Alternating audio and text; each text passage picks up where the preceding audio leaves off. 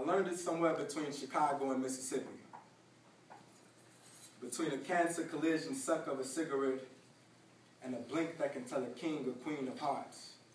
Between a fluttering stare bent behind these old wooden frames, a home for haystacks with a card table 6 feet deep in the center of nowhere, surrounded by Mississippi missiles 12 hours away from their legacy. No black ink or ride rule raffling at the windows of these southern saviors. No books could fill their banks.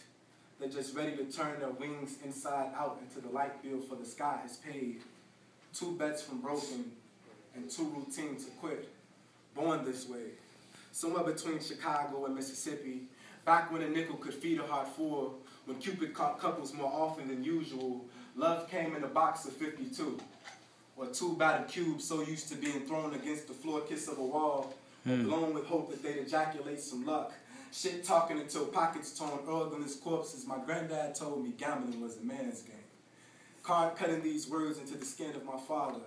Me too young to understand, but old enough to sip the whiskey slithering at the bottom of gold glasses. Drunk off my jeans I was, stumbling at the doors of the corner church, the 2-flat building across from my home, housing fat wallets and bloodlines 12 hours away from its birth, an unofficial casino where men could place their problems on the back of a treadmill, betting their houses on the high-spade holder. My dad was no different. Buried himself in this building, with bricks weakened of impulse, and an air thick with exhaled regret. She said, who's next to leave the seat with sandy pockets and a fistful of a sailor's favorites? Me.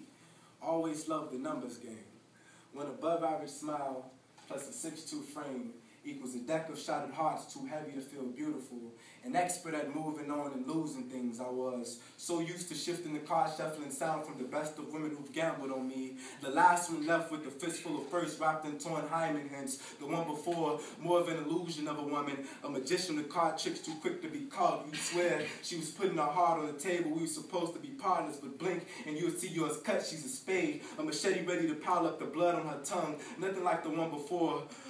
A hard lover with a passion for spreading the wealth. Never mind gambling or losing, she left with the Grand Canyon chest, a heart so punctured that her addiction for love would soon fill this vacancy with 9 months of what if I stayed. This game was about the only thing I could pour from my skin and win a woman worth dying for. This time, I sunk into the seat. She winked, cut the deck and she dealt it quick. Slung the cards across the table, riding the zigzag of her pulse, too passionate to be punctual. My blood spoke in my inside so loud, the way the shut of her eye complimented her smile. She blinked, showing this king she was the queen of hearts. My blood wet and built in my skin. It seemed somewhere between the places she stayed in her life, she learned to love. It seemed somewhere between the places she stayed in her life, she learned to love. She said it was time, but really, her heart was too sore to sacrifice. Her mind was too swollen to be spoken. Her pride was more loaded gun removed from its holster, ready to shoot, ready to shoot, ready to shoot. Like mine wasn't good enough, she'll shoot. Like my heart on this table means nothing, she'll shoot. Like my blood means nothing. Though my church was a hot spot for impulse, I saw God in those glasses. I knew this thirst in my jeans would someday prove worthy. I was wrong. She knew nothing of gambling. She stood, cut her eyes at everything I was willing to lose, and walked away with her fully loaded pride. She said, I'll just end up hurting you. I laughed. She didn't know I was hurt at birth. Back when a nickel could feed a heart full, and Cupid caught couples more often than usual, I was raised by kings of hearts, too drunk off their jeans to remove the bad ones from our spines.